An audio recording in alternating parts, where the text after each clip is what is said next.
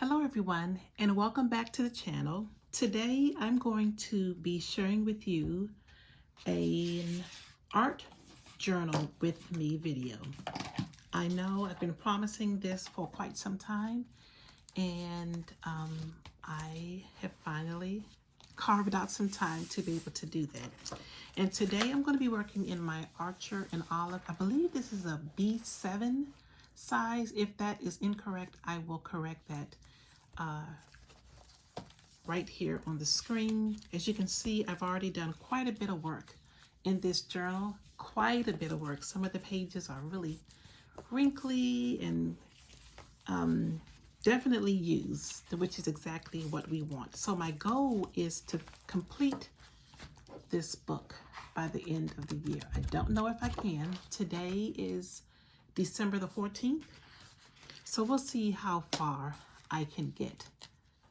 So the first thing I'm going to do is I'm going to apply some gesso to this page. The left side of the page is where I tend to do most of the artsy stuff, like watercolor and lots and lots of layering of different elements. So I'm even wondering if I want to glue these pages down so that it lessens the chance that I will ruin this page. I think it's going to be okay, but just to be sure, I think I am going to glue this page down. And I'm just going to be using my little glue stick I got from Dollar Tree. You don't have to use super expensive products when you're journaling.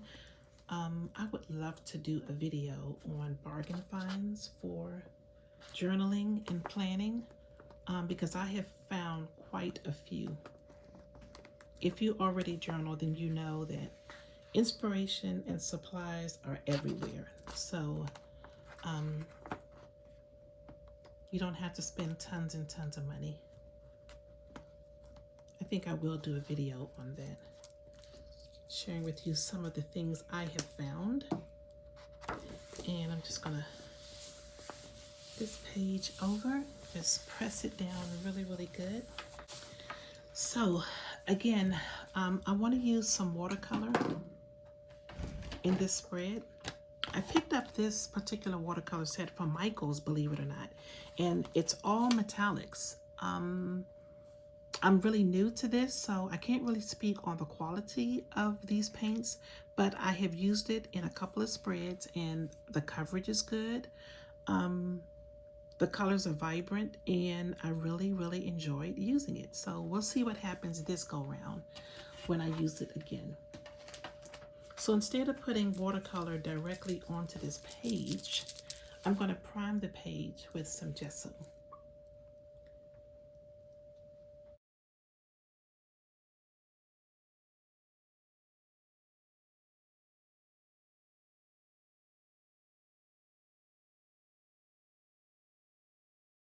Watercolor, you definitely want to get some primer down on your page because that watercolor, even on a journal as nice and substantial as this, and this is my Archer and Olive journal, super heavy pages, but still that water from the watercolor will definitely seep through to your previous pages, and that's not what you want. And then you just have the peace of mind of knowing you can do whatever you want on this page once you have it primed nicely. So there we go. I believe I picked up this bottle of gesso from, is it Micheals or Joann's?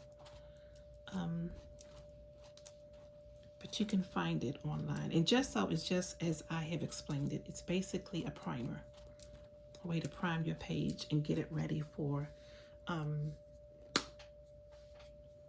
other art mediums. So let me get my brush and my water and get that cleaned out. I have learned also that if you don't clean out your brushes quickly after using gesso, it's really hard to clean it. So I try to clean that brush fairly quickly. Now I'm going to be using a heat gun, a heat tool, to dry off this page.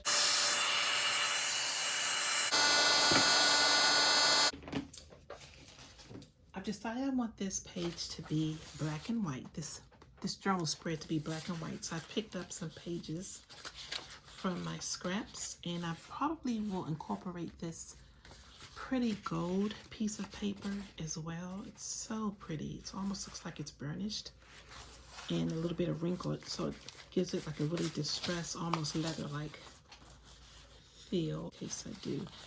But I'm really trying to stick to black and white, and I might even be able to use some of these. Yep, I've got my scissors to cut them out. These are all pieces of paper from places like Joann's and Micheals. You can pick these up. From there, you can also find beautiful paper on gift wrap. I try not to throw anything away because there's just so much inspiration everywhere. So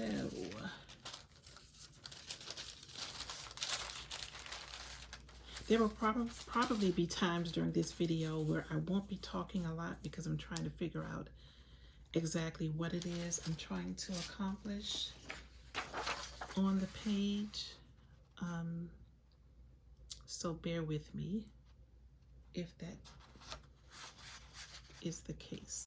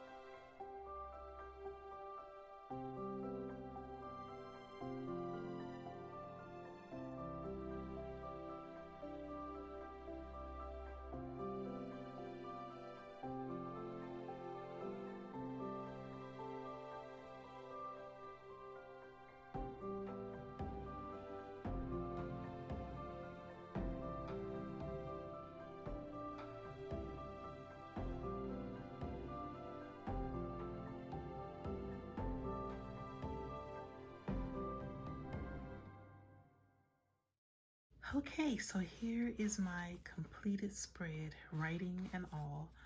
This took me over an hour to do. But I hope you know that you don't have to spend this much time. I only get to do this when I actually have some quiet time in the house and I'm able to just play around with different mediums and try different things. But you certainly don't have to spend this much time. I did definitely enjoy it. As you saw, I started by priming this left page with some white gesso, after which I followed up with some watercolor, gold, greens, and yellows. Then I followed up on that by adding some layers of paper, this beautiful black and white tissue paper, as well as this burnished gold paper. And I put a journaling card on top of that. This journaling card is from Monet Wear. I love her journaling cards. She just has such a great variety of things in her ephemera packs, and this just happens to be one of them. I don't know if you can tell, but this card is gray with a little bit of gold embossing on it.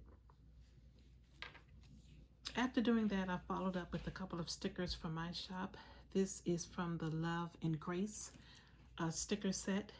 So I use the Healing is Not Linear, as well as Be the Rainbows in Someone's Cloud.